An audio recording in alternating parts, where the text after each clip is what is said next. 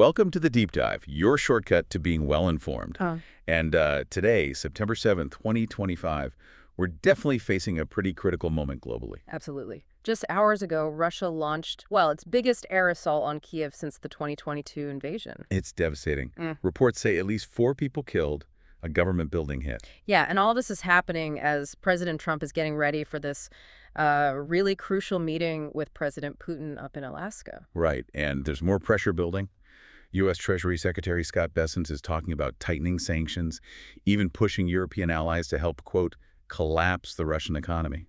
Which President Zelensky in Ukraine has welcomed, naturally. It's incredibly intense diplomatic maneuvering right now. You really get the sense the future of this war is hanging in the balance. And you hear arguments, that maybe past U.S. policies didn't help, maybe even led to this crisis. Others are pushing for, well, a new direction focused on American strength. So that raises a big question. What if, as some analyses suggest, this terrible conflict could have been avoided? And what if the path to ending it lies in this America First strategy we hear about? That's exactly what we want to dig into today. Okay, so in this deep dive, we'll unpack those arguments. We'll look at how conservative perspectives, especially the America First ones, view the Ukraine conflict. And explore the strategies they propose to, potentially end the war, put American interests first, and protect our resources. All right, let's start with the basics. What is this America First blueprint for national security? How does it propose we handle these really complex global situations? Well, this approach, you hear figures like Lieutenant General Keith Kellogg, retired, and Fred Fleitz, who was Chief of Staff at the National Security Council. Okay. They articulate it as being about strong, decisive leadership. It's argued that it isn't really about isolationism. It's more about prioritizing America's core strategic interests, being prudent about using military force, and really crucially, trying to keep American troops out of what they see as unnecessary, endless wars. So the goal is a coherent foreign policy. Protect America, promote our interests, but make sure allies are doing their part. Exactly. Clear purpose, accountability for allies. And for its supporters, how does that apply here? Well, for them, it means avoiding what they call a proxy war, where you're basically using another country's fight to weaken an adversary rather than having a clear plan to actually win or end the conflict yourself. Okay, this is where it gets really interesting, isn't it? The sources draw a really stark contrast between how different administrations handled Russia, seen through this America First lens. Let's look at the Trump administration first. How do these sources say that approach reduced risks from Russia? Right. So from this perspective, the America First report makes a pretty bold claim that Trump's leadership actually prevented the Ukraine war from happening earlier. How so?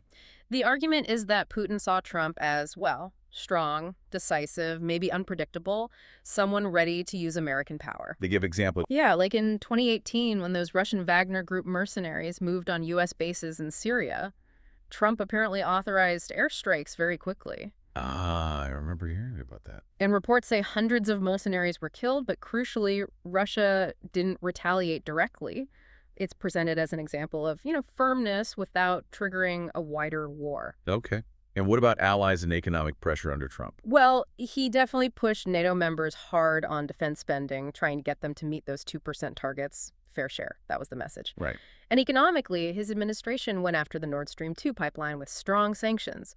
The goal was pretty explicit.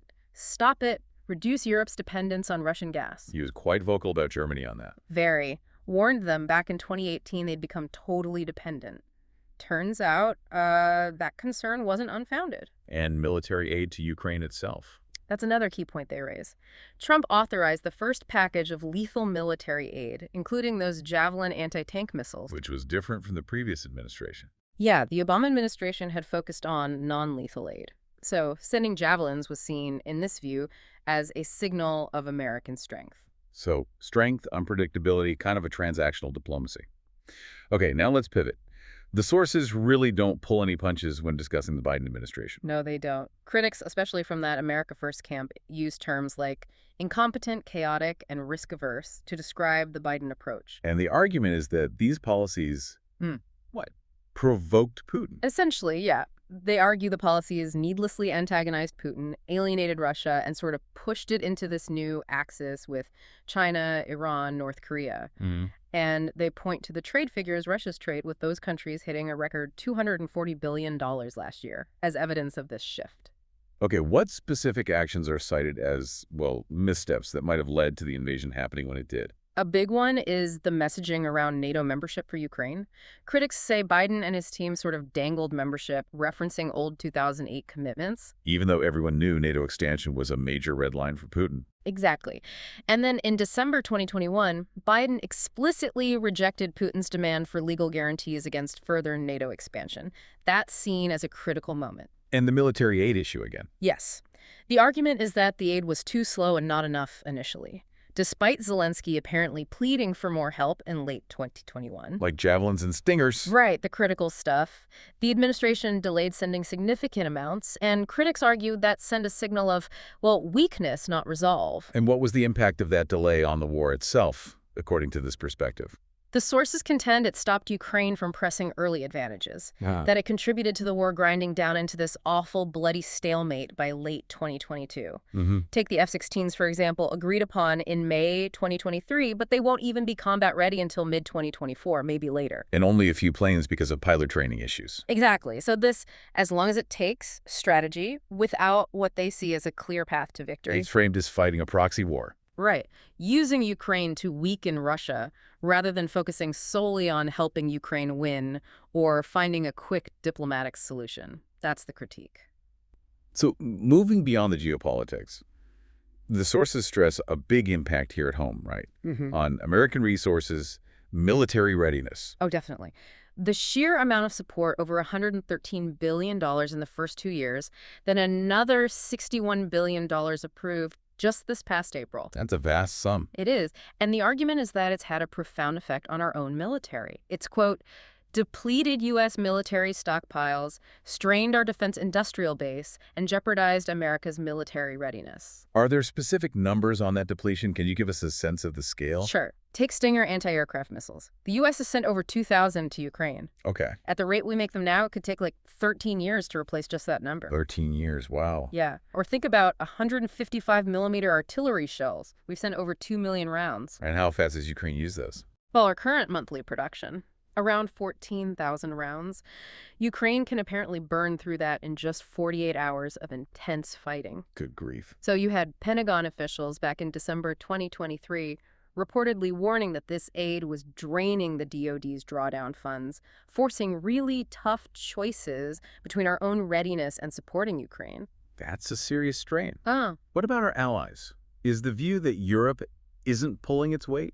Well, the concern raised is that the current approach has strained NATO's industrial base, too. Admiral Robert Bauer, who chairs NATO's military committee, had that quote about the bottom of the barrel being visible for Allied stockpiles. Right, I remember that. And that's apparently led some European countries to start prioritizing their own defense needs, creating a sort of Ukraine fatigue. Which could leave the U.S. holding the bag. That's the worry expressed, that the U.S. becomes the main defense provider for Europe again, straining our own stockpiles even further. And the human cost inside Ukraine. It's staggering. It really is. The sources describe a severe demographic crisis. Population down from maybe 45 million before the war to potentially under 37 million now. Maybe even as low as 20 million in the territory Ukraine still controls. Compared to Russia's 144 million. Exactly. The manpower gap is huge. Zelensky lowered the conscription age from 27 to 25 this April just to get more troops. But is it enough? Well, experts cited, like Colonel Kurt Schlichter, are pretty blunt. He argues Ukraine is losing because there aren't enough Ukrainians. It's a grim assessment. Now, it's important to note, right, that there isn't just one single conservative view on all this. The sources point to a range of opinions. Absolutely. It's a complex picture within the movement. Sources like discussions found on Reddit's Ask Conservatives forum kind of break it down into maybe 3 main camps. Okay, what are they? First, you have a group that basically says no spending on Ukraine. It's not America's fight, not our direct interest. Write blank checks. Then there's a second group, often closer to Trump's stated position. They think stopping the invasion is in America's interest, but retaking all the territory, maybe that's unrealistic. So, push for a peace deal. Maybe Russia keeps some land. Yeah, the focus there is more on just stopping the killing. And they might talk about using aid as leverage, threatening to withhold it to force negotiations. Okay, and the third stance. That's more of the traditional Reagan-esque wing, think strong anti-Soviet, now anti-Russian foreign policy. How do they see it? They view Russia as a major strategic adversary, full stop. So for them, any loss or defeat Russia suffers is good for the U.S. So give Ukraine everything it needs to win. Pretty much. They see it as a cost-effective way to weaken a major rival without putting American boots on the ground. And how has former President Trump specifically shaped these views on Russia within the conservative movement? Well, his presidency definitely shifted things. Traditionally, Republicans were pretty hawkish on Russia, right? Saw them as a threat. But Trump's rhetoric, his personal dealings with Putin, it fostered what some observers call a more favorable stance in some quarters. To the point of romanticizing Putin. In some cases, yeah.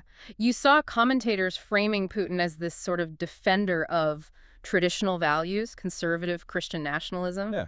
Pat Buchanan argued back in 2014 that Putin was planting Russia's flag on the side of traditional Christianity. And that created a real split. It led to this strong anti-U.S. involvement in Ukraine sentiment you see in parts of conservative media, focusing on those blank check and corruption concerns. So given all these divisions, where does Republican public opinion actually sit right now on Ukraine aid? Has it shifted? It seems it has, quite dramatically, actually. There's a recent poll, July 2025, from the Chicago Council on Global Affairs. And what did it find? A big jump in Republican support for Ukraine. 51% now favor military aid. That's up 21 points just since March. Economic aid support is up 2 to 41%. Wow, that's a significant shift. What's driving it? Well, the analysis links it to Trump's own shifting policies and rhetoric, and maybe his own frustration with Putin, as the source puts it, tapping him along. Interesting. But what about sending U.S. troops? Still very unpopular across the board. A clear majority, 63% overall, oppose sending U.S. troops. And among Republicans, opposition is even higher, though the source cites 20%. This might be in error in the source, as opposition is usually much higher. Let's just say it's very low support for U.S. troops. Okay, so given this complex situation, the depletion of resources, the shifting opinions, the America First view doesn't just critique, right? It proposes a way forward.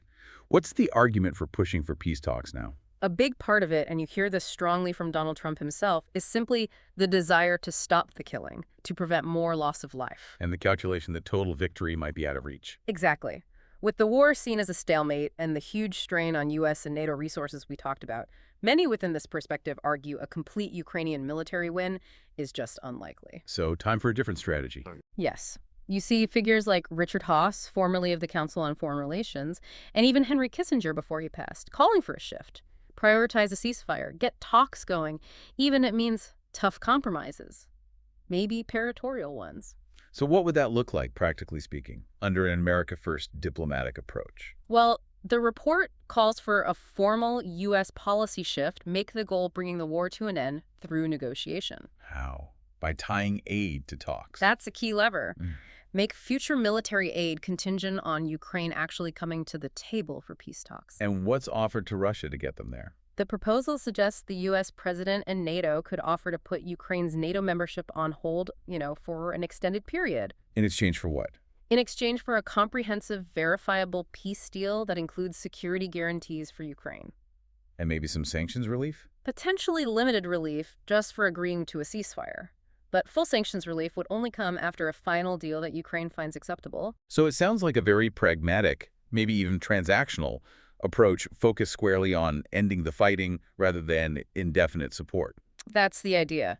It's framed as decisive leadership, using bold diplomacy to get to an end state that serves U.S. interests, yes, but also Ukrainian interests in the long run. Including some kind of long-term security arrangement for Ukraine. Right, focused on bilateral defense agreements, things like that, to ensure peace holds and prevent this from happening again.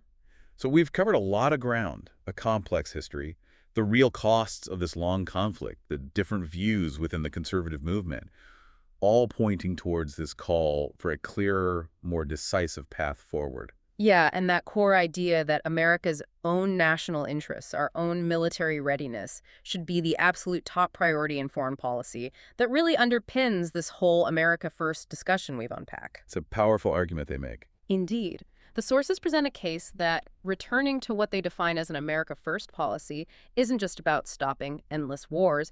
It's about actively trying to shape a more secure world by prioritizing American strength, using diplomacy boldly to end conflicts, and rebuilding our own capabilities here at home. So as President Trump prepares for that meeting with Vladimir Putin in Alaska, here's something to think about.